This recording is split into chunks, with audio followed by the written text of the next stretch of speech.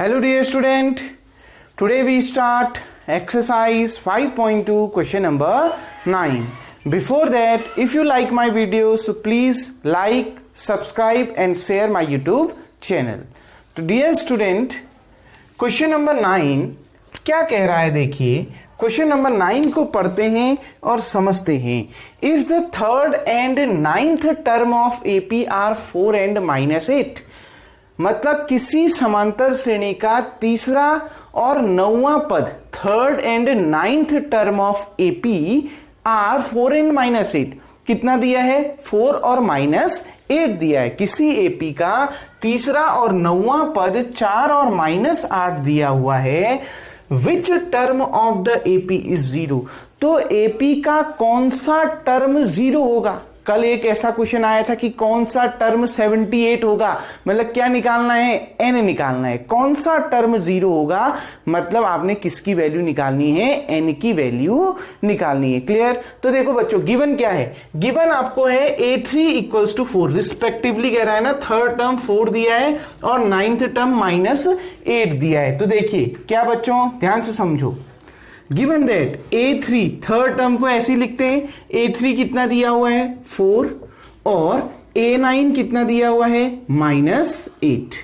Clear बच्चों, ये दो टर्म आपको दे रखा है. Let nth term of the AP, nth term of AP is 0. मान लिया उस एपी का एनवा पद क्या है 0 है. माना उस एपी का एनवा पद किसके बराबर है 0 के बराबर है. इट्स मीन मतलब that is a N equals to कितना दिया है 0. हमने मान रखा है ना nth टर्म ऑफ एपी 0, क्योंकि हमने एन निकालना है. कौन सा टर्म 0 है, ठीक. कौन सा पद 0 है, नंबर ऑफ टर्म्स n आपने निकालना है. तो मान लिया nth टर्म ऑफ एपी 0, तो ए एन इक्वल्स टू क्या दे रखा है 0 दे रखा है. बाय यूजिंग फॉर्मूला, कौन सा फॉर्मूला यूज करेंगे बच्चों. देखिए कौन सा फॉर्मूले का हम इसमें यूज करेंगे, ध्यान से समझना. हम इसमें जो फॉर्मूले का बच्चों यूज करेंगे वो फॉर्मूला क्या है, A N equals to A plus N -1 into D. आ गई ना बात समझ में. हम कौन से फॉर्मूले का यूज करेंगे, A N equals to A plus N -1 into D. लेकिन क्या बच्चों हमें ए मालूम है, डी मालूम है, नहीं मालूम है. क्योंकि हम अगर ए एन की जगह में 0 रखेंगे, ठीक, तो हमें क्या दिक्कत आएगी. ए हमें मालूम नहीं है, डी हमें मालूम नहीं है और एन तो हमने निकालना है. तो कैसे निकालें, तो पहले हम ए और डी निकालेंगे. किसको देखते हुए, जो टर्म आपको दिए हैं. सबसे पहले A3 दिया है तो क्या पुट करोगे, एन की जगह में कितना 3 पुट करोगे. Put n equals to 3. तो देखिए बच्चों A3 equals to A plus n की जगह में 3 -1 इंटू डी. A3 आपको कितना दे रखा है 4 दिया है. 4 इक्वल्स टू ए प्लस 3 -1 कितना 2d. इसको मान लिया बच्चों इक्वेशन नंबर 1. क्लियर. अब देखिए एक बार n की जगह में कितना पुट कर दोगे 9. Put n equals to 9. तो यहां पर से देखिए A9 equals to A plus 9 -1 into d. A9 कितना दे रखा है बच्चों -8 दे रखा है. ए प्लस 9 -1 कितना 8d. फिर कौन सी मेथड, एलिमिनेशन. क्लियर बच्चों, कौन सी method, elimination method. By elimination method.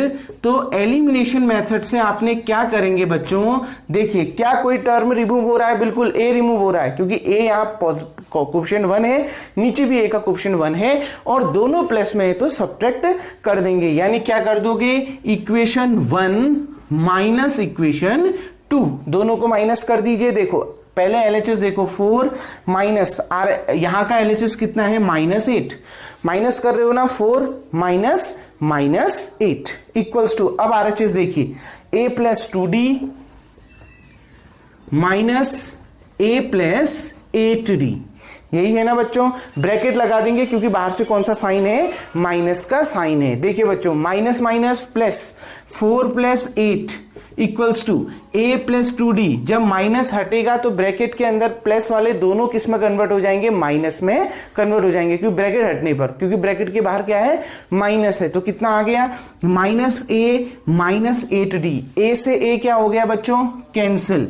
4 + 8 कितना, 12, और 2d में से 8d माइनस करो, 8d में से 2d घटाइए, कितना आ गया, 6d। बड़े नंबर के आगे माइनस, तो -6d। d के साथ -6 मल्टीप्लाई में है तो इक्वल टू उधर जाएगा तो डिवाइड में हो जाएगा, तो d = 12/-6, यानी d की वैल्यू कितनी आ गई बच्चों, -2। 6 2 जा 12 और माइनस है तो d की वैल्यू कितनी आ गई, -2। इसको रख दीजिए इक्वेशन 1 में, पुट इक्वेशन 1, d की जगह में -2 इक्वेशन 1 में रख दीजिए। देखिए कितना, 4 = a + 2 × d की जगह में -2। क्लियर बच्चों, तो देखिए 4 = a, ये प्लस इंटू माइनस कितना, -2 2 जा 4, दैट इंप्लाइज दैट ये -4 इधर आ गया, -4 इधर आके +4। तो देखिए बच्चों, a = 4 + 4, क्योंकि यहां ऑलरेडी 4 प्लस में था, -4 इधर आ गया तो +4 हो गया। 4 + 4 कितना आ गया बच्चों, 8, यानी फर्स्ट टर्म कितना निकल के आ गया, 8, और कॉमन डिफरेंस कितना निकल के आ गया, -2। अब जो आपने निकालना है, देखिए आपने निकालना क्या है, कौन सा टर्म एपी का 0 होगा। मैंने मान रखा है nth term of AP is 0, मतलब an = क्या हो गया, 0। तो अब इसी फॉर्मूले का दोबारा यूज करेंगे, an की जगह में 0 रखेंगे और किसकी वैल्यू को कैलकुलेट करेंगे, n की वैल्यू को कैलकुलेट करेंगे। आ गई ना बात समझ बच्चों। देखिए जो भी आपने निकालना है उसके लिए सबसे पहले क्या जरूरी है, फर्स्ट टर्म और कॉमन डिफरेंस, पहले उसको निकालना है। अगर ऑलरेडी गिवन है तब तो बहुत बढ़िया, अगर नहीं दिया है तो पहले उसको निकालना पड़ेगा। वीडियो को पॉज करके आप इतना उतार लेंगे बच्चों। अब देखिए मैं यहां से इसको मिटा देता हूं। अब ध्यान से देखिए, हमने क्या लिखना है, हम यही लिखेंगे यूजिंग फॉर्मूला क्या, an = a + n - 1 × d, दोबारा यही लिख लेंगे। ठीक, अब क्या करना है, an की जगह में क्या रख देना है, 0, पुट an = 0, an की जगह में क्या रख देंगे बच्चों, 0 रख देंगे। अब an = 0 रख दीजिए, और a की वैल्यू कितनी आई, 8, और d की वैल्यू कितनी आई, -2, सब रख दीजिए। यहां पर an की जगह में 0 आ गया, a की जगह में 8 आ गया, प्लस n - 1, क्योंकि n तो आपने निकालना है, और d कितना दे रखा है बच्चों, -2। क्लियर, ये देखिए ये 8 इधर गया, 8 यहां प्लस में है, उधर जाके माइनस में, तो 0 - 8 कितना, -8, n - 1 × -2। देखो n - 1 के साथ -2 मल्टीप्लाई में इक्वल टू इधर जाएगा तो डिवाइड में हो जाएगा, तो n - 1 = -8/-2, ये -2 इसके अपॉन में चला गया, माइनस से माइनस कैंसिल, यानी n - 1 = 2 4 जा 8, कितना आ गया, 4 आ गया। आ गई ना बस में, माइनस से माइनस कैंसिल, 2 4 जा 8, 4 आ गया। ये माइनस उधर गया, प्लस में कन्वर्ट हो गया। n = 4 + 1, 4 + 1 कितना बच्चों, 5 आ गया, यानी n की वैल्यू कितनी आ गई, 5। इसका मतलब है क्या निकालना था, कौन सा टर्म एपी का 0 होगा, तो 5th term of AP is 0। तो लिख देंगे 5th term of AP is 0। Clear बच्चों, यही आपने निकालना था। बहुत ज्यादा इंपॉर्टेंट क्वेश्चन है बच्चों, इसमें A3 और A9 दिया था, कौन सा टर्म 0 होगा ये निकालना था। तो nth टर्म 0 है, मतलब an = 0 दिया है, n की वैल्यू आपने निकालनी है। लेकिन उससे पहले भी आपको न तो a मालूम है न तो d मालूम है, पहले उसको निकालना। और उसको निकालने का तरीका मैं कल से ही बहुत बार समझा चुका हूं, जो दिए हैं उसको देख के। एक तो 3rd दिया है तो n की जगह में 3 रख दो, और एक n की जगह में 9 रख दो। एलिमिनेशन मेथड का यूज करके d और a की वैल्यू निकाल लीजिए। होप सो बच्चों आपको ये क्वेश्चन समझ में आ गया होगा। अब अगले क्वेश्चन की ओर बढ़ते हैं। तो dear student, question number 10, the 17th term of an AP exceeds का मतलब होता है ज्यादा, ठीक, एक्सीड्स का मतलब होता है ज्यादा, ठीक, या बड़ा। अब देखो इट्स 10th टर्म बाई 7, क्या कह रहा है, किसी एपी का 17th टर्म 17वां पद, ठीक, उसके 10th टर्म से 10वें पद से 7 एक्सीड मतलब ज्यादा है। आ गई ना बात समझ में?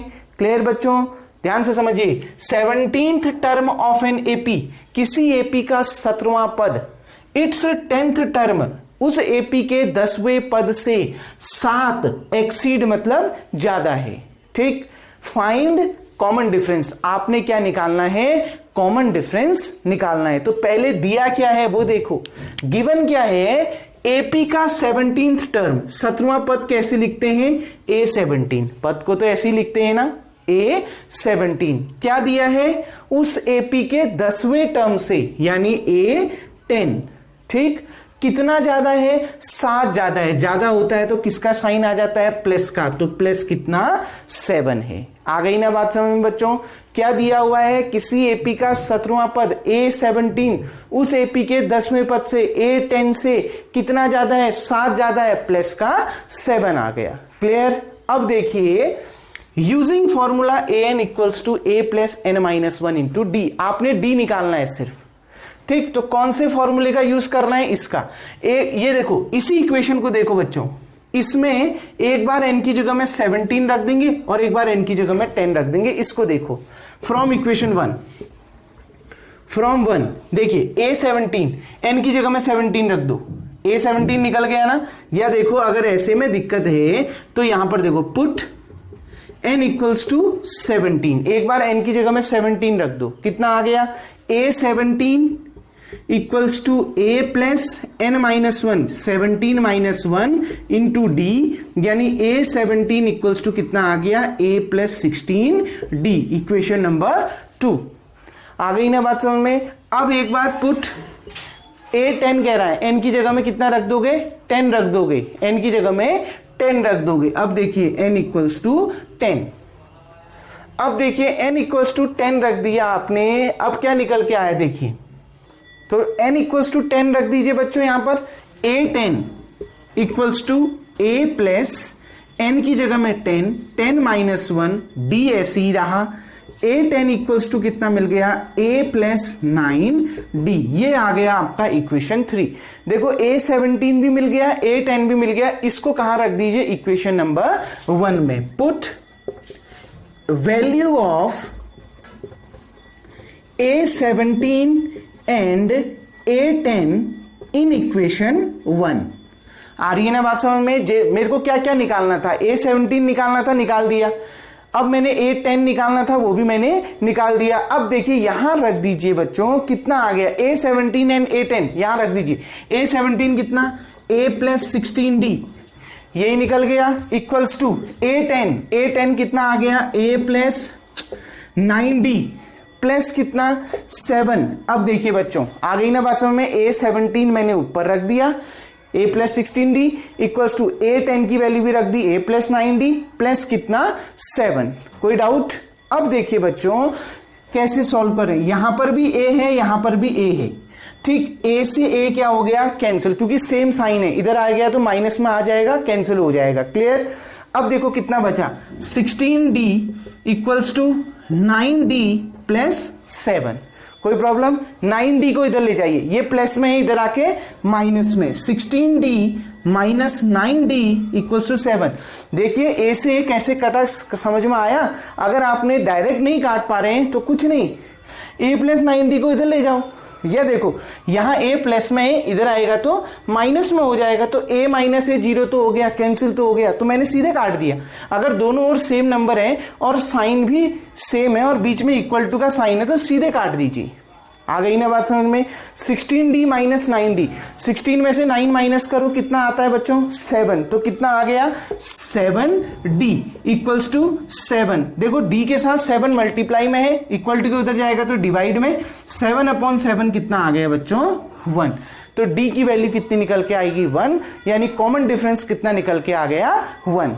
होप सो आपको समझ में आ गया होगा।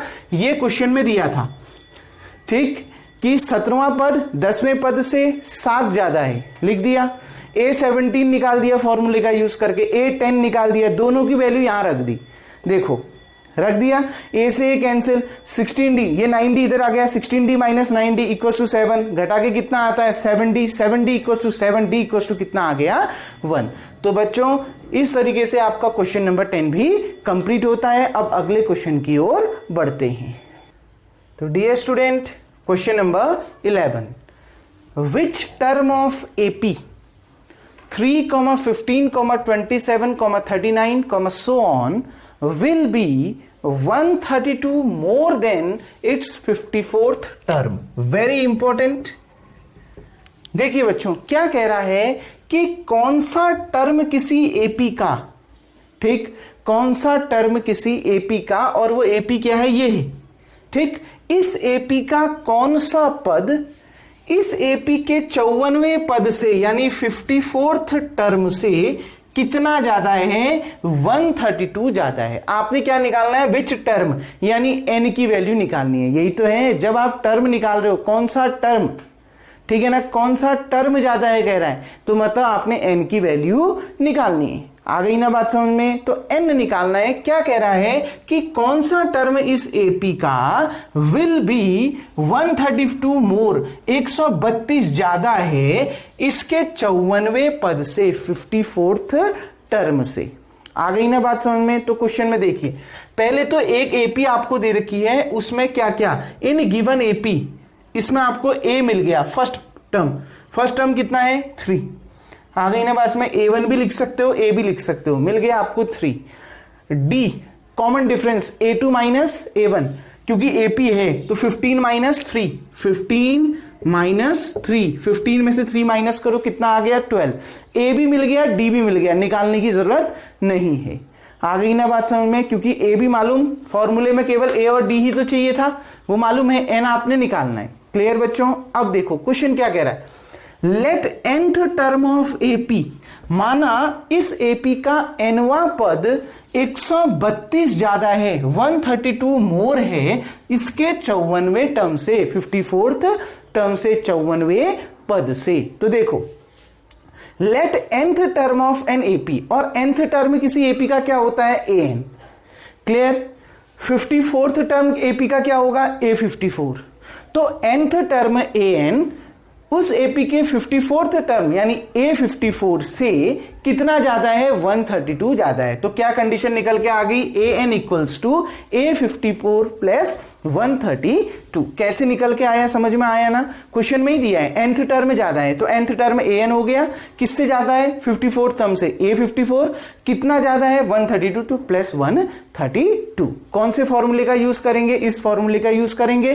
तो AN में तो यही उतर जाएगा सीधे सीधे, क्या A plus n minus 1 into D equals to, अब देखो A54, इसमें n की जगह में कितना है 54, तो n की जगह में 54 रख दो, A प्लस 54 माइनस 1 इंटू कितना D प्लस कितना 132। क्लियर बच्चों?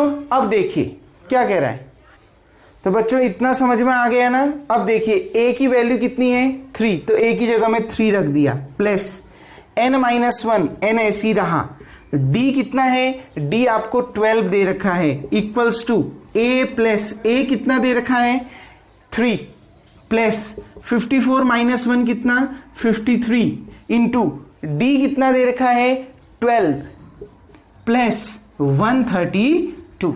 आ गई ना बात समझ में? सारी वैल्यू पुट कर दी, A की जगह में 3 और D की जगह में 12। कोई प्रॉब्लम? देखो ये 3 यहां भी प्लस में है, यहां भी प्लस में है, दोनों जगह सेम साइन है, तो ये क्या हो जाएंगे, कैंसिल हो जाएंगे, सेम नंबर भी और बीच में इक्वल टू का साइन भी है, कैंसिल हो गए। अब देखो कितना बचा इधर, n माइनस 1 इंटू 12, इसको सॉल्व करो बच्चों, 12 3 जा 36, 3 12 5 जा 60, 60 में 3 636, 12 3 जा कितना 36, 3 12 5 जा 60, 60 में 3 कितना 63। क्लियर? प्लस 132। देखिए n माइनस 1 इंटू 12 ऐड करो, 6 में 2 8, 3 में 3 6, 6 में 1 7। क्लियर? ये देखो 12 n माइनस 1 के साथ मल्टीप्लाई में, इक्वल टू उधर जाएगा तो डिवाइड में हो जाएगा, यानी n minus 1 equals to 768 upon 12। Clear? तो डिवाइड करते हैं, 12 6 जा 72, 4 और 8, 12 4 जा 48, क्लियर? तो कितना आ गया 64। ये -1 देखो कितना निकल के आया बच्चों, n-1 इक्वल्स टू 64, ये -1 उधर गया +1, n इक्वल्स टू 64 +1, यानी n इक्वल्स टू कितना आ गया 65। कोई डाउट? क्वेश्चन में शुरू में आपसे क्या बोल रहा था कि कौन सा टर्म इस एपी का उसके 54th टर्म से 132 ज्यादा है। मान लिया nth टर्म किसी एपी का उसके 54th टर्म से 132 ज्यादा है, मतलब nth टर्म को an लिखते हैं, 54th टर्म को a54 लिखते हैं। n टर्म ज्यादा है ना, nवां टर्म ज्यादा है, nवां पद ज्यादा है, किससे? 54वें पद से। तो an equals to a54 plus कितना ज्यादा है? 132 ज्यादा है। तो ये आपका बन गया। ये कैसे बना, यही इसमें सबसे मेन है। समझ में आ गया? यूजिंग फॉर्मूला, फॉर्मूले का यूज करिए। बस आपने a और d की वैल्यू रख देनी है, जो कैंसिल हो रहा है कैंसिल किया, सॉल्व किया, n की वैल्यू कितनी आ गई बच्चों? 65। तो यही आपका क्वेश्चन नंबर 11 का सॉल्यूशन था। होप सो बच्चों आपको ये क्वेश्चन समझ में आ गया होगा।